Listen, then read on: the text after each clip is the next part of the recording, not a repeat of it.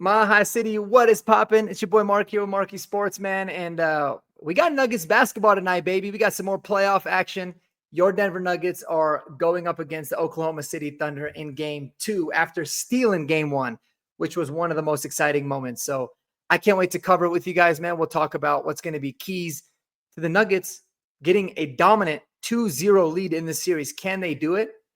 I think it's possible, man. And we're going to talk about why that is. So, guys, if you love Denver sports in general, man, you love the Denver Nuggets, don't forget to subscribe to the channel, like the video, and let me know in the comments what you guys think below and really how you're going to be watching and who you're going to be watching tonight's game with, man, because I'm locked and loaded and pumped up, especially after the Avs were, eliminated. Now the Nuggets is all we got, baby. So let's dive right into it. So as we all know, man, game 1 was off the chain, an instant classic, one of the most exciting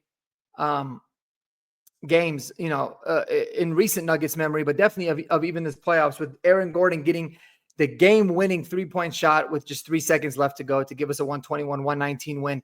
We gave a full breakdown when we went live, but it was one of those games where I think the Nuggets really showed their experience, their veteran leadership, their championship pedigree, and the Oklahoma City Thunder really showed their youth. And a lot of people, myself included, man, especially when the Nuggets were making their first playoff run, I was always thinking to myself, playoff experience may be a little bit overrated, but it's really not, especially in close games. And it gives me the confidence, especially in the series against Oklahoma City, where if the Nuggets can keep the game close and if it's a tight game, I like our chances of being able to get the win. Another thing that I had noticed is that, once we kind of started to figure out how they were playing us defensively, we made some really great adjustments, and it was very difficult for Oklahoma City to get stops on us consistently. And I feel like defensive effort wise, it was great, and it got better throughout the game.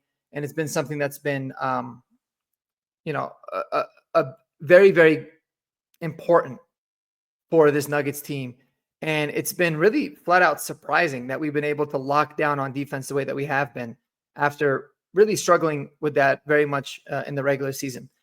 So a couple of things that I feel, I guess, concerns that I have going into game 2. Firstly, I just don't like how many minutes Aaron Gordon, Nikola Jokic, and Jamal Murray are needing to play, right? Especially with Michael Porter Jr. just being a non-factor, especially in game 1, but really throughout most of these playoffs. It puts a lot of pressure on those guys to be able to not only play a lot of minutes, but be able to perform. I don't worry too much about Christian Brown, who played 40 minutes on Monday night, because, he's young, man. The dude's in incredible shape. And we're also relying a lot more on Russell Westbrook, which, given how he's been playing lately, I'm all about it. Here's my take on tonight's game. I think that if the Nuggets are going to take the opportunity to rest Michael Porter Jr., give him 4 full days off to, get the shoulder right, because it seemed like it was really bugging him last game. This is the game to do it, right? Whether Michael Porter Jr. played last game or not, I think we still win the game. And I don't think he's going to necessarily be the deciding factor, especially if he's still, bothered a lot by the shoulder injury, of how game 2 is going to go. I'd rather have a healthy, locked-in Michael Porter Jr. for the rest of the series than, kind of chugging him along and having to carry him every single game. So if it was up to me, and there's no reports about this, I'm not sure what the lineup is going to look like. I think the latest injury report, just by looking at it here, he's not listed currently on the injury report, but those don't usually come out until later in terms of if Michael Porter Jr. is ultimately going to play. But I think if it was up to me, I would certainly sit him for this game, because I think it's a really good opportunity for other guys to step up, specifically Julian Strawther. I want to see Julian Strawther in an expanded role. I want to see what he can do in the playoffs. I really, really liked what I was seeing from him in the regular season when he started getting a lot more opportunities with the injuries before he ultimately got hurt. And I think that, he's got the 3-point shooting capability. He's almost a 40%, 38% or something like that, 3-point shooter. He can give you that. And he's improved on defense. He's got some length and some size to him as well. So that's why I prefer him over Pickett. But regardless, even if Michael Porter Jr. plays, I think that they should severely limit his minutes. Like I said, just really to get his shoulder right. I'm not going to make this a MPJ hate video, even though I'm not the biggest fan of the player. But I think that we need to play Julian Strawther a little bit more, just to see what it is that we got, because even though we've proven that we can rely on those guys, right? Specifically Jokic and Murray and Gordon to show up night in and night out and play big minutes. In an ideal world, you don't want that. You don't want to live and die by those guys and their performance, and eventually just wearing them down if the series does go 6 or 7. So we're kind of playing with house money. We were 9.5-point underdogs going into game 1, which was a shocker to me.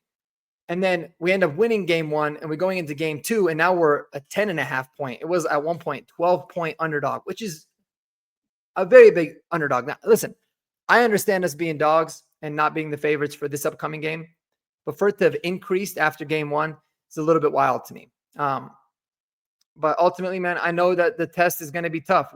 How can we manage the non-Jokic minutes is going to be imperative for tonight, which is why I'm saying it's going to take somebody else to really step up, whether that is MPJ or Christian Brown having a big scoring night, or Peyton Watson or Julian Strawther.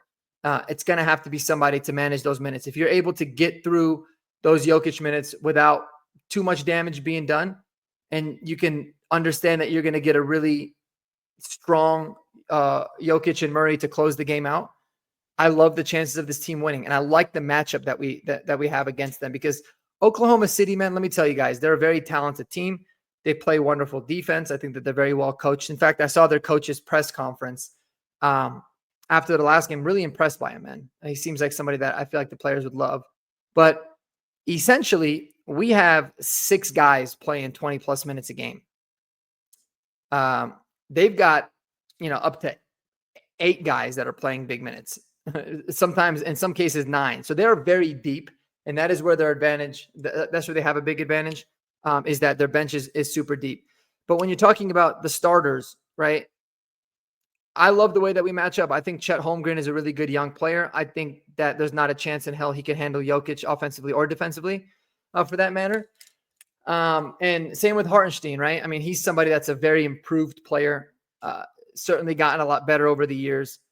But those guys are just not much of a matchup for us. And the way that we were defending Shai Gilgeous-Alexander last game, I liked it. I thought we did a really good job of being able to trap him, force a double team, especially when he's, in the corner area of the court, and really making it difficult on him and forcing other guys to beat you. And, Lou Dort had a huge game, knocked down some big time 3-pointers.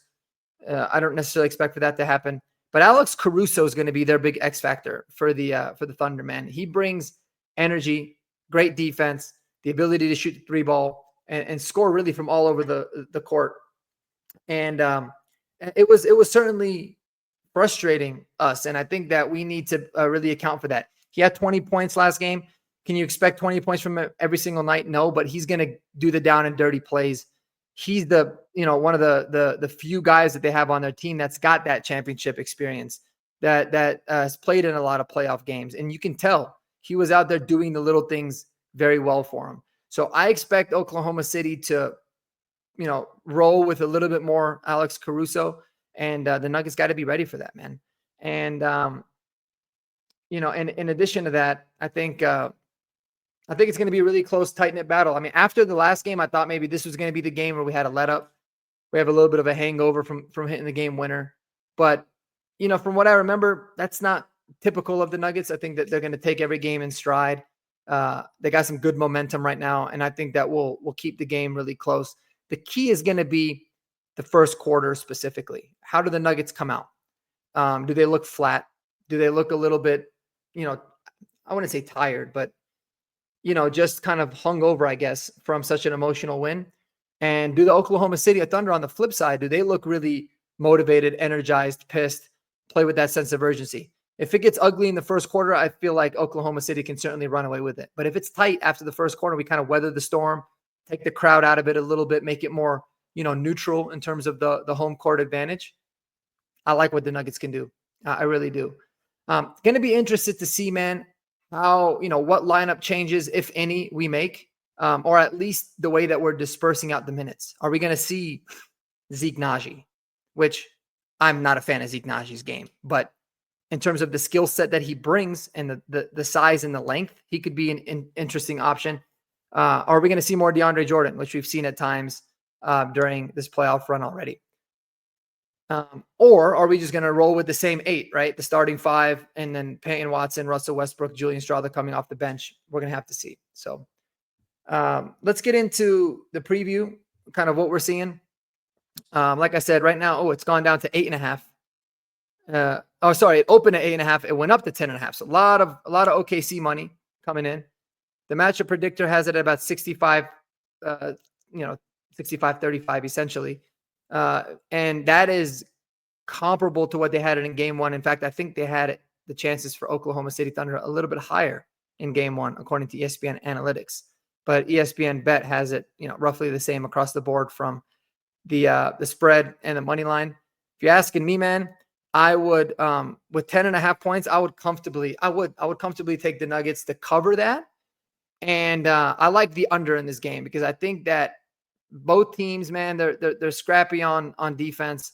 And even though in the last game they went over, I think this is going to be one of those where it's going to be a little bit tighter. I don't foresee Oklahoma City shooting the 3 ball as well as they did this game as they did last game. And I also see their defensive intensity kind of pick up another notch and, stifling Denver a little bit. So I foresee it being a little bit of a closer game. So I if it was me and I was a betting man, which sometimes I am, I would take Nuggets plus 10.5 and under 230.5. And, my track record of betting, I'm probably going to be completely wrong. It's probably going to end up being OKC wins by 11 points or more, and it goes well over 230. But, we will see. Otherwise, I want to know you guys' thoughts below, man. How are you feeling about tonight's game? What do you want to see?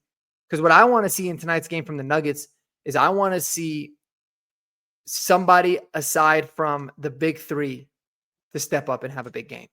Whether it's Peyton Watson giving some good offensive production, Christian Brown, Michael Porter Jr., Julian Strawther. I want to see another big-time scorer take a little bit of the pressure off of the big 3 guys. And realistically, I think they'll have the opportunities. I think Oklahoma City is going to be so dialed in on stopping Jokic, on, stopping Murray. They did a good job on Murray, especially in the second half last game, not giving him many open looks. And that's going to open up opportunities for outside shots for guys like Christian Brown and Peyton Watson. And it's going to be about them knocking them down when they get those opportunities. So as much as I love my Denver Nuggets, man, and I do think it's going to be a good game tonight, I don't see a world in where Oklahoma City loses both games at home. I just don't, flat out being honest. So I do think Oklahoma City ultimately runs away with this game at the end and secures the win. But if that's the case, not a big deal for the Nuggets. Their goal, so at this point in the series was to get back home court advantage, right?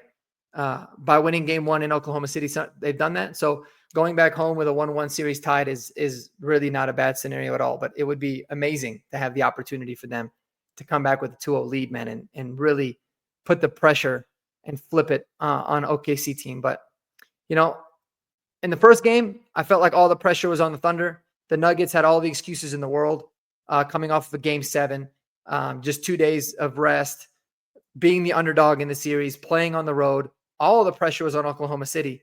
The Denver Nuggets ended up winning.